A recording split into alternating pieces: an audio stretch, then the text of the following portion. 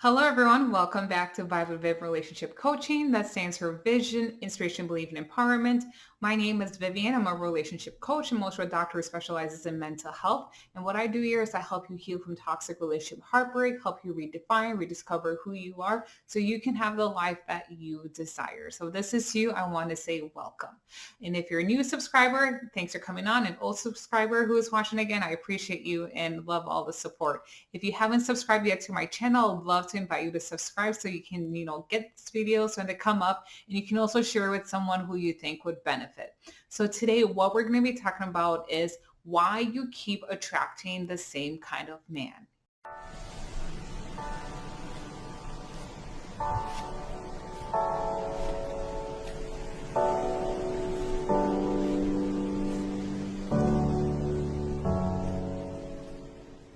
Why you keep attracting the same kind of partner. And I've heard this being brought up. I actually had a conversation with someone the other day and she was just coming to the realization that over the past 10 years, she's been dating like the same kind of person in different ways. Someone who is not emotional available, someone who is not ready to commit, someone who has anger issues, someone who has controlling issues. In different ways, she's been dating the same kind of person over the last 10 years. Isn't that crazy? Can you imagine going like 10 years, 20 years, even 1 year or 2 years of your life, and you keep getting into encounter with the same kind of person?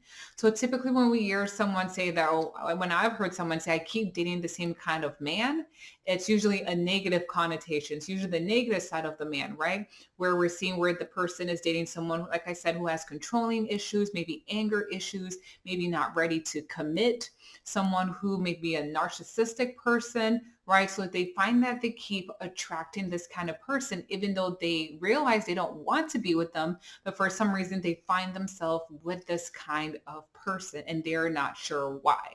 So we're going to be diving into why that is and why you keep attracting this kind of person. And I'm going to be honest from the get-go. The truth, it hurts. And in no way am I trying to be degrading, mean, or anything. But sometimes this is part of why you keep repeating the same things that's happening. Not saying it to be mean or hurtful when I get to it, but just to bring some light into maybe why you've been attracting and dating and being with the same kind of person. So take, for example, the person who is a narcissistic person or someone who has anger issue, right? So we see that this person is disconnected from a certain part of them, right? Something may have been lost from childhood that has caused this man to be whether emotionally unavailable, to have anger issues, or to be a narcissistic person. So for example, the narcissistic person will become who they are because of their childhood. Right. We see that they've probably gone through a place where they lacked love. They did not receive love. They did not receive validation.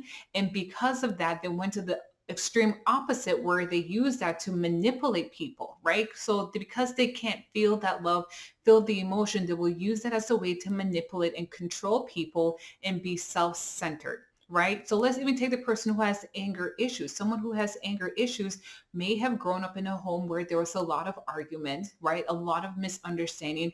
And that's all they've known. They haven't known the other side of peace. They haven't, observed the side of communication and resolving things in a healthy manner. So they're disconnected from that aspect of themselves because of their experiences. So all these men who maybe have anger issues aren't ready to commit. Maybe it's, for example, the person who may be afraid to commit may have witnessed their parents go through a divorce or just multiple relationships that happen in their family growing up that now is just it's scary to be committed in a relationship, or even knowing what a lot of people do in relationships, whether that's the cheating, the lying, etc., makes it hard for some people to commit. So there's a disconnection somewhere there, right? And in the same way that this man may have some disconnection where you're wondering, well, why is this person the way they are, right?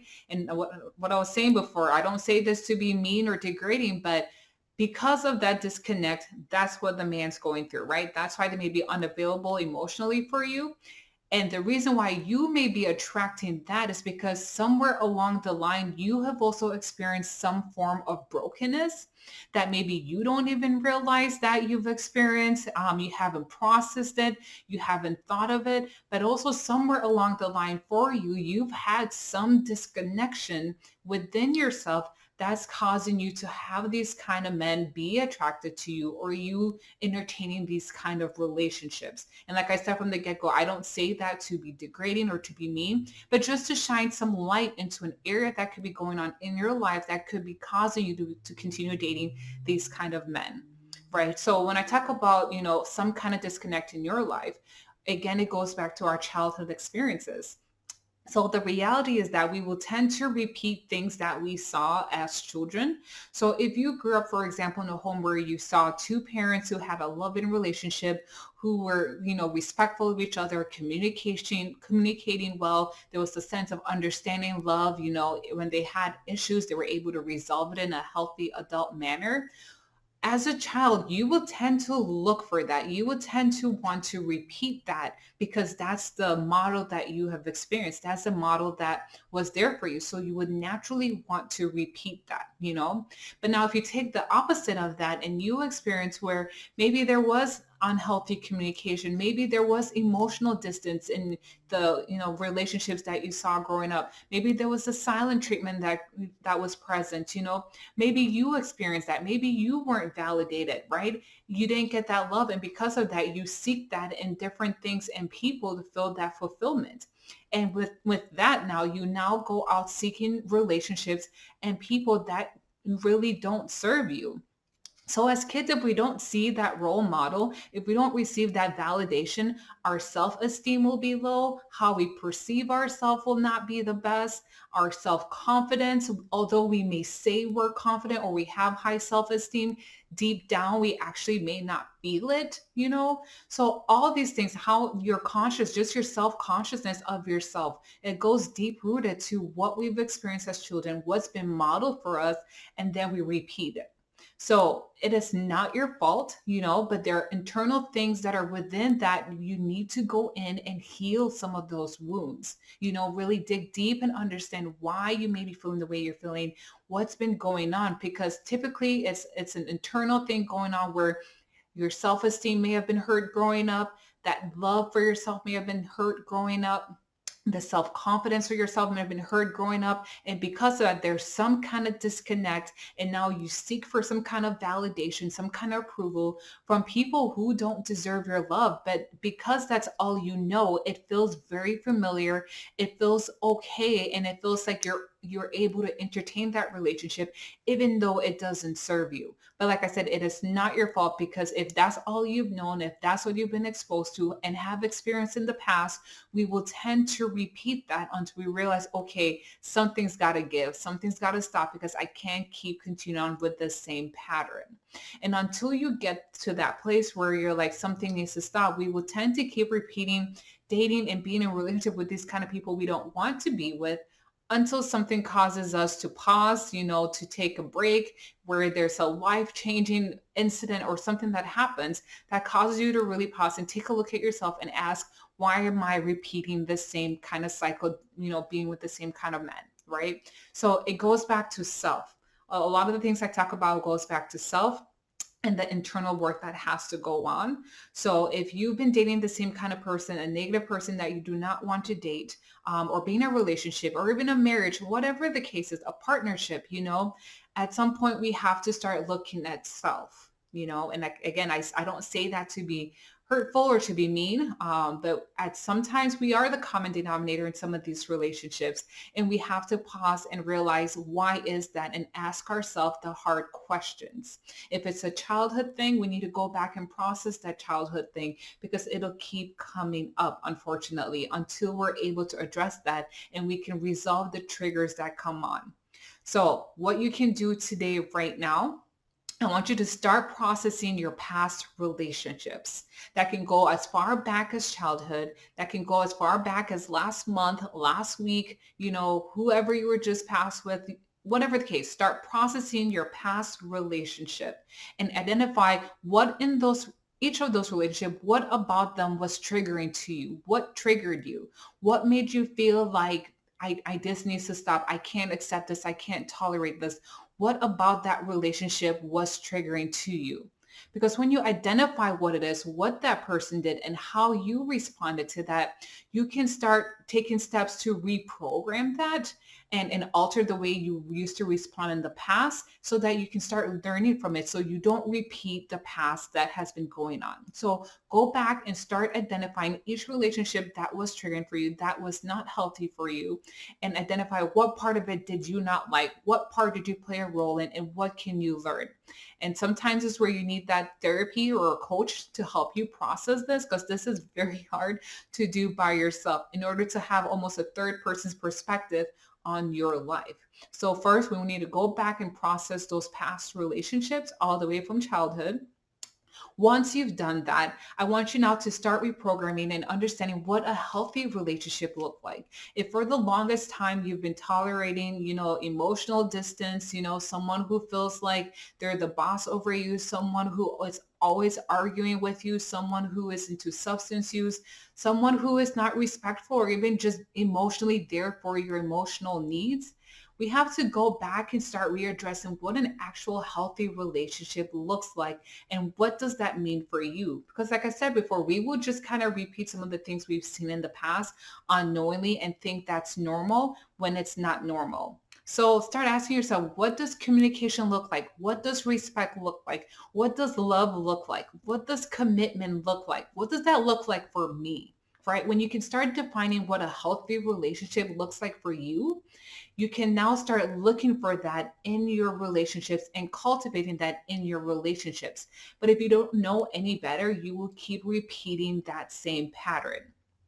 So once you've identified what a healthy relationship will look like for you, we need to also go back and heal your inner self, right? That esteem, right? Where you've been feeling that low esteem, that low self-confidence, feeling like maybe you've been lacking your sense of self-love, going back and healing that and filling that cup up so that you don't feel like you're coming from a place of needing validation from other people who don't serve you. Because when you can validate yourself, you can give yourself the pep talk, love on yourself the way that you want someone else to love on you, you realize that you don't need someone else to fulfill that need for you because you can fill your cup yourself from the inside out. And now once you've done that, I need you to start listening to your intuition. The truth is your intuition is always directing you, but we will tend to cloud it with outside voices, social media, or even the thought of feeling like you're going to be alone, right? Trying to get that validation from the external sources. But once we go back to processing those past relationships, building that self-love, that confidence, and processing the past, we will realize that our intuition, our inner voice, our inner dialogue would become more present. So that means that if someone comes up to you and you realize something doesn't feel right, something feels off, rather than trying to make an excuse for it, you're able to quickly recognize that I don't need to entertain this, right? And you can quickly step away because your intuition is part of your emotions and it's also part of your intellectual thinking. So when those two pair up and they align, you're able to pick up on senses of people and things and situations that either serve you or don't serve you. We each have this, and it's just about silencing the outside voice so that you can pay attention to it. So the more you can be attentive to your intuitive within you, you can tap into knowing whether you need to give someone the opportunity to entertain in your life or you don't. So once you've done that, you also need to make sure you have support. So it's so easy to go back into a routine that you are familiar with.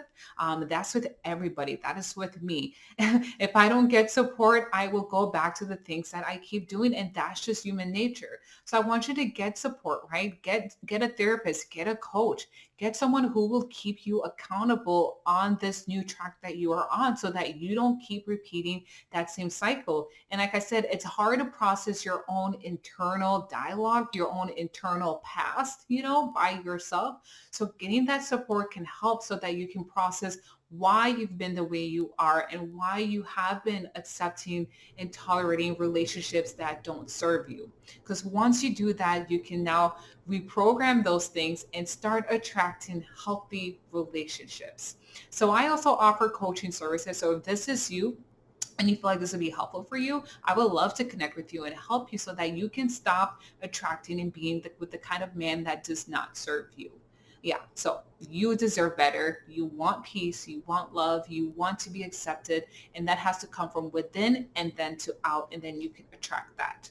All right. So if you haven't subscribed, I would love for you to subscribe, hit the like button, go ahead and share this video with anybody who you think would be beneficial for you. You do not have to keep dating and attracting the same kind of man. You deserve better, and it sometimes requires you to do the work. It takes work and it takes accountability. It's not an easy journey. You will not flip this overnight. It's a process. So be kind and be gentle to yourself. Like I said before, in no way did the things I say before regarding why you may be attracting someone was it to degrade you or make you feel bad, but it's to bring some sense of awareness to an area so that you can start working on, so that you can stop repeating the same pattern. And I hope that this was helpful for you. Comment below. Let me know your thoughts, and share with someone who you think would benefit. All right. Until next time, that's Vibe with Viv.